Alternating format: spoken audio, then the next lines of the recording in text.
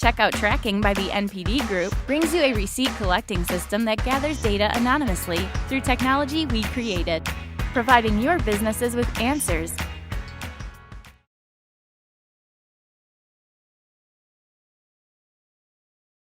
Star Stable now with Fredric Gunnarson, CEO, and Taina Malén. All right, good. Got it. Okay. So, this is about the elusive tween girl gamer. I have a tween, a girl, or she's 14. I would call her evasive, not elusive. But I'm quite interested in this. So Frederic has worked in the social media market, teen tweens, for many, many years. You've got a VC background, and you also have two tweens at home, so that's interesting. Taina, I don't know where you get time to fit all of this in. You're basically co-founder of eSportal. You work with Tidal, you know Jay-Z. You hang out, no? Okay, all right. So really, really interesting backgrounds here. Everybody please welcome Taina and Frederic. And look forward to hearing. Thank you. Thank you. Thank you very much. Okay, welcome everybody. So we're here today to talk about the elusive tween girl gamer, and I guess we were invited to talk about this because we spend bigger part of our days and nights working and interacting with tweens and the teens.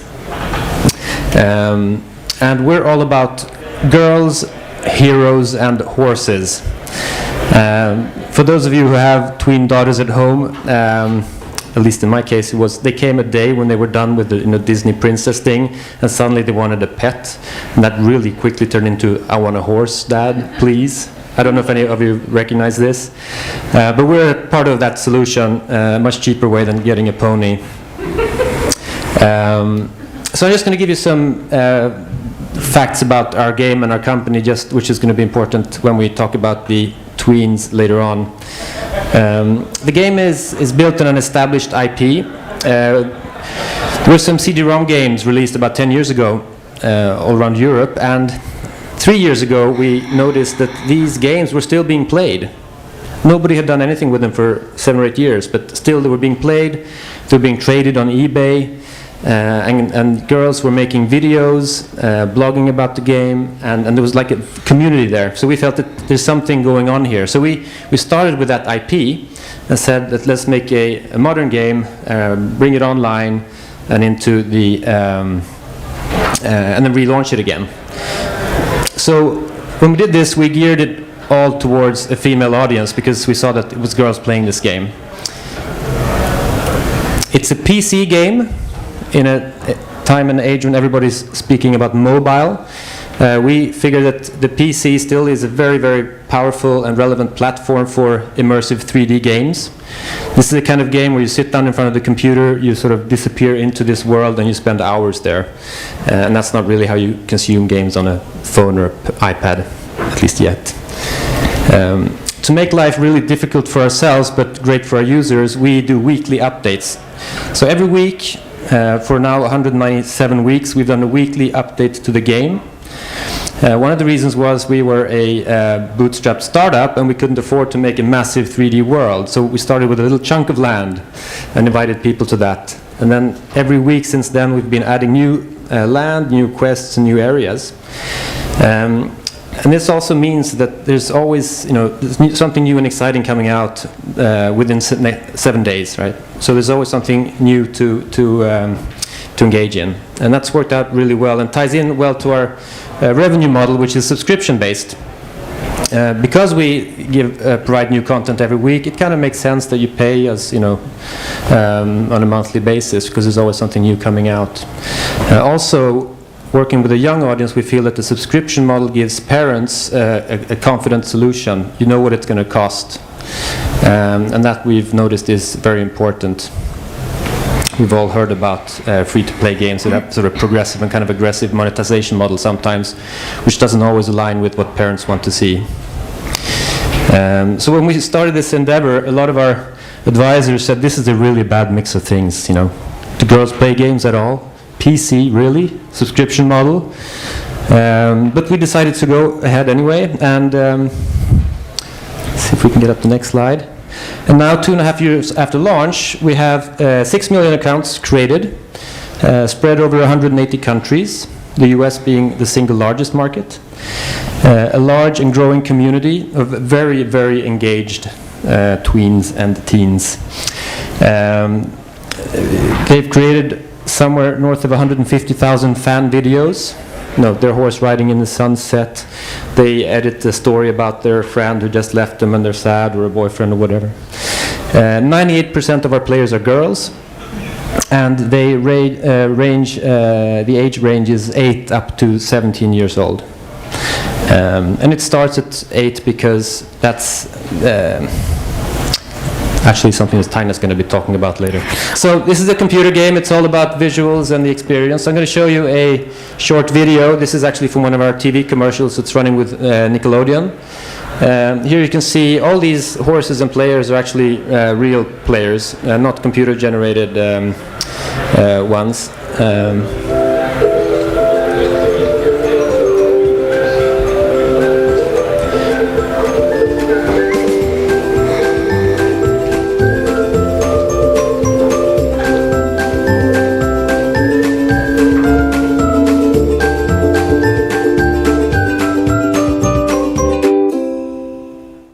Yeah, so you got a feeling, it's kind of a cartoonish feel, very friendly, very nice environment to be in. Lots of horses. Lots and lots of horses. I think we're probably one of the biggest horse outlets in the world. Probably sold north of 1 million horses. So that brings us into what we're all here for, the Tween Challenge. And I'm going to hand it over to Taina to talk about that. Right. I think a big part of our magic is really that we attract girl gamers from the ages of 8 to 17. Most of the girls, they start playing Star Stable when they start to read. And they stay with us, and we journey with them until they're almost young women. The tween girls are sophisticated and complex, and in our opinion, this is really the most complicated and challenging part of our audience.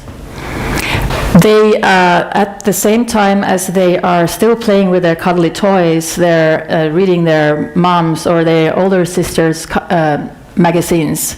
They are technically savvy. They've already been using the iPads and other devices, but yet they're not really allowed to be out there on internet. And we think that the MMO is a great introduction to for these girls to start interacting socially, and also to try out their persona in role-playing. And we also understand that the educational part of gaming is really important for the tween girl gamer. As Frederic mentioned before, in our game, the avatar, meaning you, are the hero. And a lot of the quests that you have to do to level up your horse is educational. You learn to take care of your animals, you learn to take care of yourself, you learn to build bridges, and more than anything, you learn to challenge yourself, which is really what the tween girl wants to do in the game and outside of the game. And so we think that this is really something that is very, very important for the tween girl, and that we try to cater for. And the heroine part, such a difficult word to say for us, is a very, very important and the most attractive part for the teens play in our game. So saying that, it is also challenging. I mean, these girls are growing up to become what they think are independent individuals, but they're yet asking and seeking and having to seek guidance from their parents. So this obviously creates some challenges for us. So can you hear me? Yeah. So for the sake of this discussion here, we've divided these challenges up into 3 blocks. One being the content challenge. A 8-year-old and a 15-year-old, they consume very different things. One is, more maybe Disney, and the other one actually watches Harry Potter. Right? The other challenge is safety. we're very protective of an 8-year-old, whereas a 15-year-old, we have a longer leash. So it changes over time. And also from a marketing perspective, there are certain challenges that present themselves. So when it comes to content, we've noticed in our game that they consume the game very differently. So the 8-year-old is just really happy with this pony and can take care of the pony and ride the pony and play with the pony. And what we introduced was saddle packs where you could have pets like puppies and cats and rabbits, and they just went bananas. So the game for them is very oriented around that. When you get slightly older, Harry Potter age, maybe you reached 11, the adventure part of the game becomes more and more interesting. And the horse is more of a tool to explore that adventure and consume the adventure.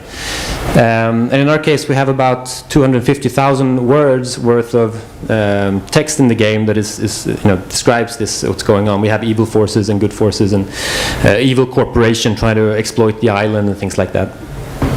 So that consumes them. And then when they go yet older, the social aspects of the game become much more interesting. The role play.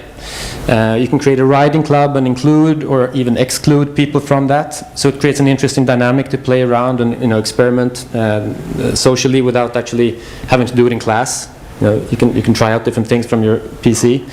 So what we do when we create content is we try to allocate time to take care of these 3 different areas. And we see very clearly that when we do one thing, the others whine and say that this is what we want.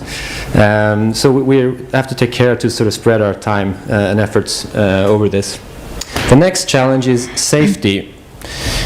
Where again they're very different animals, right? When you're 8, you kind of cuddle up to mom and dad, and life is pretty safe and secure. When you're 15, you want everything but that, right? You want to stay out late at night. You want to take care of yourself, and we need to cater for both of these. So selling a product with safety is great for a younger audience, but for a 15-year-old, you could actually shy away, right?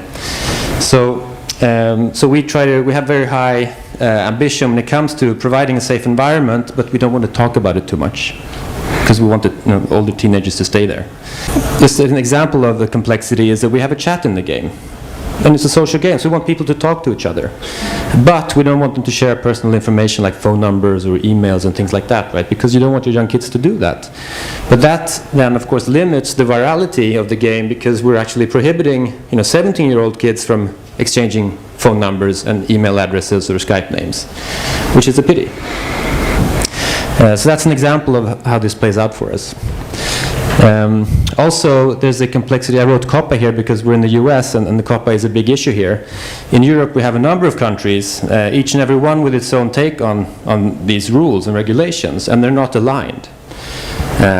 So we've chosen to comply fully out with COPPA, but we're in lots of discussions in Europe, and there it's very cultural. What's considered a problem and what's not considered a problem. So then we have the marketing challenge. With the tween audience, that is not possible because they're not really allowed to be there. And for the teens, obviously we use all the obvious social media channels and online channels. And we know that a lot of that zippers down to the tween girl, of course. But for the tweens, I mean, we come from a startup environment, so TV is not really where you start for economical reasons. Lately, though, we have been using the tween TV networks, and they work really well for us. What does work for the whole range of our audience is really YouTube. YouTube is queen, and there is so much user-generated content out there. As Frederic mentioned before, 150,000 video clips on YouTube made out of our community and posted, somewhere around 2,000 to 2,500 clips every week. There's so much effort and time going into this, and I'm just going to show you one out of hundreds of thousands. Or at least 150,000. There was a time I used to look into my father's eyes. In a happy home, I was a king, I had a golden throne. But those days are gone, now the memories on the wall. the songs from places where I was born. Up on the hill across the blue lake, that's where I had my first heartbreak. I still remember how it all changed. My father said, don't you worry, child. See, heaven's got a plan for you. So as you can see, a lot of emotion and a lot of heartache. You take a #1 global hit, you put some emotions and some drama and some Star Stable content. And the people doing this, they're like 12, 13 years old. You know, that's Absolutely. amazing. They're like, This is all driven by the Tweens. So I'm just going to quickly end this session with talking about the community, because they are so important to us. This is really the lifeblood of our game and a success. So as Frederic also talked about earlier, our weekly updates, that is important, because these guys are not just consuming the game. Our community is really producing the game. We listen to them, and a lot of the feedback we get, a lot of the ideas, believe me, we get a lot of ideas from our community, but a lot of that goes into the production of the game. And the Tween audience especially, they are so engaged, and they love to be engaged. It is not only inside the game, that's just a phenomenon. They move in and they look at each other and they copy. And they are, of course, very important to us, and the relationship that we have. Not only the relationship we have with the community, but also the relationship they have with each other. And we try to, as much as possible, meet with them outside the game. We travel to different countries, and even on business trips like this, we would set up a fan meeting if possible. And the Tween girls, they love to travel. They come with their parents or their younger brother or sister, and we've met up with people all over actually in a lot of places in the world. And I just need to say that is such an important thing. I mean, we have so many stories, and we have 1 minute to go, I see now. So I'm just going to quickly tell you one of my favorite stories. You see the fans up there with the coffees? Now, our servers were down one day, and that's not supposed to happen, but it did. And so our social media manager he kept posting, we're working, our developers are working really hard to fix the game, we're going to be up soon, and it was actually dragging out. Now, at one point he said, so our developers really need to go and grab a coffee, we'll be back. 2 hours later, some Swedish players turned up, knocked on the door, and they had takeaway coffees for the whole office. I mean, isn't that just fantastic? I mean, that's a memorable day, you know. And there's thousands of these stories, and you know, I have been, as in the introduction mentioned, in the music industry, and I dare to promise you, we get more fan mail than any average boy band out there. Like you don't want to be our mailman at Christmas. That's Fredric's favorite. Yeah. That's a part of our Christmas cards from last year. I mean, these situations really turn out to sort of spontaneous focus groups for us, the meets and greets with the fans and players. Great. Thank you. I'm sure there's some questions. I definitely have some, but do you want to go first? Certainly, thank you very much. My name is Scott Charles. I'm just curious, what is the nature of your content updates? Is it story extensions? Is it content, awards? What is it that you're doing every week? It's really a mix of quests, new pieces of land opening up, different type of new horses releases. It can be, it's a good mix. And again, we try to cater for the full range of our players and the different age groups. So we have a couple of bigger releases every year where we release a new part of the world, for example. Hi, I just have 2 quick questions for you. The first one is, you said you had 6 million accounts. How many of those are active?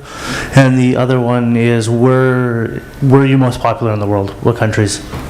Good. So we have about 300,000 players in Jorvik, which is this island, every month. So 300,000 active players. And they're distributed about 1/3 in the US, 1/3 in Northern Europe, and 1/3 rest of the world, just to give a general picture. Yeah, I have a quick question.